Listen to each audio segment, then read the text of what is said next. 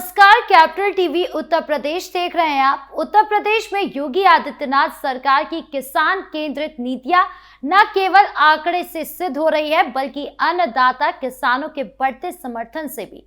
खरीफ सत्र 2025 से 26 के लिए धान बिक्री का पंजीकरण 1 सितंबर से शुरू हुआ और मात्र 23 अक्टूबर सुबह 12 बजे तक 1,37,166 किसान ने अपना पंजीकरण करा लिया। यह आंकड़ा न केवल सरकार की पारदर्शी व्यवस्था का प्रमाण है, बल्कि किसानों के बीच बढ़ते विश्वास का भी प्रतीक है। योगी सरकार ने धान खरीद के लिए 4,000 क्रय केंद्र खोलने का महत्वाकांक्षी लक्ष्य रखा था, जिसमें से 3,790 केंद्र पहले ही स्थापित हो चुके हैं। ये केंद्र किसानों के लिए वरदान साबित हो रहे हैं, जहां न्यूनतम समर्थन मूल्य यानी एमएसपी पर खरीद हो रही है। सरकार का ये कदम किसानों को मंडी के चक्रों से मुक्ति दिला रहा है और उनकी आय को सुनिश्चित कर रहा है। खाद्य एवं रसद विभाग के अनुसार ये प्रक्रिया पूरी तरह डिजिटल है, जो भ्रष्टाचार को जड़ से समाप्त करने की दिशा में एक क्रांतिकारी कदम है। किसानों को अब ना तो बिचौलियों का डर है, ना ही देरी का। ये सब कुछ डबल इंजन सरकार की मजबूत इच्छा शक्ति का परिणाम है, जो अन्नदाता की समृद्धि बनाओ के मंत्र पर चल रही है। धान खरीद प्रक्रिया की सफलता का श्रेय सरकार की उपयोगिता अनुकूल डिजिटल पहल को जाता है। पंजीकरण की सुविधा वेबसाइट और यूपी किसान मित्र मोबाइल ऐप के माध्यम से उपलब्ध है। यह ऐप न केवल पंजीकरण को सरल बनाता है, बल्कि किसानों को रियल टाइम अपडेट भी प्रदान करता है। ओटीपी आधारित सिंगल पंजीकरण व्यवस्था ने प्रक्रिया को और भी सुरक्षित और सुगम बना दिया है। किसान अपना मोबाइल नंबर लिंक कर एसएमएस से प्राप्त ओटीपी भरकर तुरंत पंजीकरण करा सकते हैं। एक बार पंजीकरण हो जाने के बाद भुगतान सीधे आधार लिंक बैंक खाते में 48 घंटों के अंदर पहुंच जाता है। यह व्यवस्था न केवल समय की बचत करती है, बल्कि किसानों को तत्काल आर्थिक सहायता भी सुनिश्चित करती है। 29 अक्टूबर तक 1.37 लाख से अधिक किसानों का पंजीकरण इसका जीता जागता प्रमाण है। पहले के वर्षों की तुलना में इस बार पंजीकरण की गति 2 गुनी से अधिक है, जो किसानों के बीच सरकार की विश्वसनीयता को दर्शाता है। मुख्यमंत्री योगी आदित्यनाथ ने खुद कई बार कहा है कि किसान राज्य की रीढ़ है और उनकी समृद्धि ही उत्तर प्रदेश की समृद्धि है। इस दिशा में सरकार की ये पहल किसानों को सशक्त बनाने का ठोस प्रयास है। और क्या कुछ कहा सीएम योगी ने, आप भी सुनिए। जब हम लोग उत्तर प्रदेश में आए थे, तब उत्तर प्रदेश के अंदर बीज एवं विकास निगम की स्थिति क्या थी, हर व्यक्ति जानता है।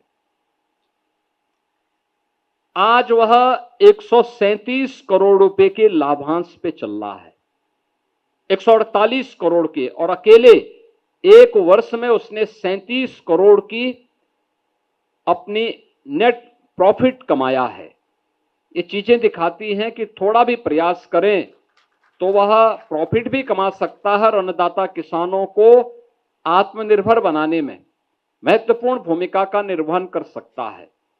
अगर अन्नदाता किसान को समय पे उन्नत प्रजाति के बीज मिल जाए, अच्छी प्रजाति के बीज मिल जाए, तो उसकी लागत को कम करने और उत्पादन बढ़ाने में हमें मदद मिल सकती है। हम मदद काफी हद तक मदद कर सकते हैं।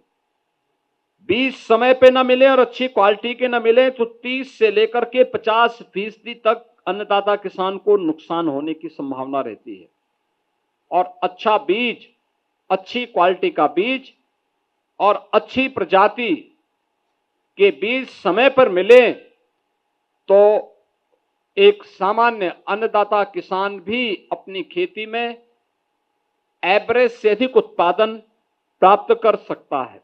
और यह उत्तर प्रदेश के अंदर बीज और विकास निगम ने इस कार्यक्रम को सफलतापूर्वक आगे बढ़ा करके उत्तर प्रदेश को खाद्यान्न उत्पादन में आत्मनिर्भर बनाने में सफलता प्राप्त की है। हम लोग बार बार इस बात को कह सकते हैं कि देश के अंदर जब हम उत्तर प्रदेश की खेती की चर्चा करते हैं तो देश के अंदर कृषि योग्य कुल भूमि में से उत्तर प्रदेश के हिस्से में मात्र 11% आती है, लेकिन 11% खेती में उत्तर प्रदेश देश के अंदर 21% खाद्यान्न का उत्पादन देश के लिए करता है। यानी देश के खाद्यान्न आत्मनिर्भरता में उत्तर प्रदेश आज महत्वपूर्ण भूमिका का निर्वहन कर रहा है और आने वाले समय में लखनऊ में पूर्व प्रधानमंत्री चौधरी चरण सिंह जी की स्मृति में हम लोग एक सीड पार्क की स्थापना करने जा रहे हैं। सभी प्रकार की औपचारिकताएं पूर्ण हो चुकी हैं। बहुत शीघ्र हम इस कार्यक्रम को आगे बढ़ाएंगे। इसके साथ ही प्रदेश के अंदर 5 अन्य बीज सीड पार्क बनाने की कार्रवाई हमारी है, जिसको हम तेजी के साथ आगे बढ़ाने का कार्य करेंगे। आज मैं कह सकता हूं कि उत्तर प्रदेश के अंदर 80,000 राशन कोटेदारों ने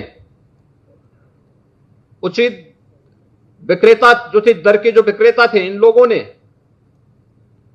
प्रदेश के अंदर जितनी अच्छी व्यवस्था देने का कार्य किया उसकी सर्वत्र सराहना हुई है।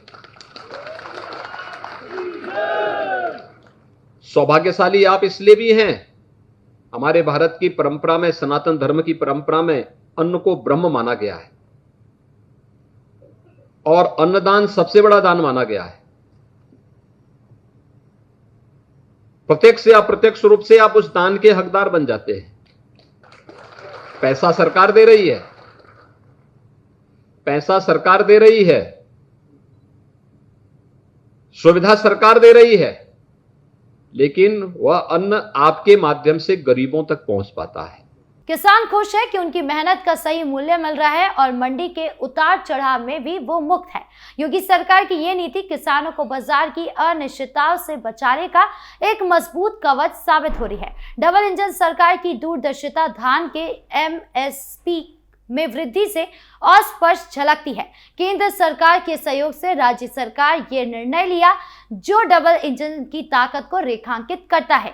भुगतान की प्रक्रिया भी अत्यंत पारदर्शी है। 48 घंटे के भीतर किसान के खाते में राशि पहुंच जाती है। इससे किसानों को अगले फसल चक्र की पूंजी उपलब्ध हो जाती है। कैबिनेट बैठक में 4000 क्रय केंद्रों की स्थापना का लक्ष्य निर्धारित किया गया है। अब तक 3790 केंद्र कार्यरत है। शेष केंद्र भी शीघ्र चालू हो जाएंगे। यह विस्तार ग्रामीण अर्थव्यवस्था को मजबूत करने का माध्यम बनेगा। सरकार ने किसानों को सलाह दी है कि वो गुणवत्ता वाले बीजों का उपयोग करें और आधुनिक कृषि तकनीकों को अपनाएं। इसके अलावा मृदा स्वास्थ्य केंद्र कार्ड और सिंचाई सुविधा का विस्तार भी किसानों की उत्पादकता बढ़ाने में सहायक हो रहा है। सीएम योगी की सरकार ने किसानों के लिए 1 डिस्ट्रिक्ट 1 प्रोजेक्ट योजना को भी मजबूत किया है, जिससे धान उत्पादक क्षेत्रों में वैल्यू एडिशनल पर जोर दिया जा रहा है। कुल मिलाकर MSP वृद्धि और त्वरित भुगतान ने किसान का मनोबल ऊंचा किया है। पूर्वी उत्तर प्रदेश और लखनपुर संभाग में धान खरीद की शुरुआत 1 नवंबर से होनी है, जो 28 फरवरी 2026 तक चलेगी। चित्रकूट, कानपुर, अयोध्या, गोरखपुर, देवीपाटन, बस्ती, आजमगढ़, वाराणसी, मिर्जापुर और प्रयागराज जैसे संभागों में लाखों किसान इसका इंतजार कर रहे हैं। लखनपुर संभाग में लखनपुर, रायबरेली और उन्नाव जिले में भी ये प्रक्रिया लागू होगी। सरकार ने इन क्षेत्रों में अतिरिक्त क्रय केंद्र स्थापित करने की योजना बनाई है ताकि कोई किसान वंचित ना रहे। धान की खेती में पानी की अधिकता को देखते हुए ड्रिप इरिगेशन सब्सिडी बढ़ाई गई है। पूर्वी संभागों में बाढ़ प्रभावित क्षेत्रों के लिए विशेष पैकेज है।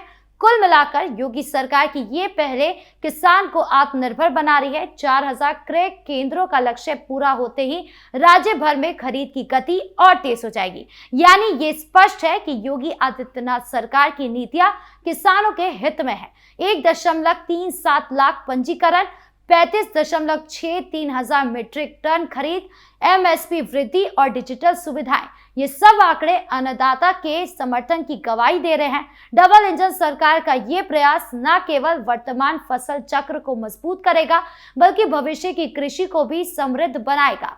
आपकी इस पूरे मामले को लेकर क्या राय है, कमेंट बॉक्स में जरूर बताएं। धन्यवाद।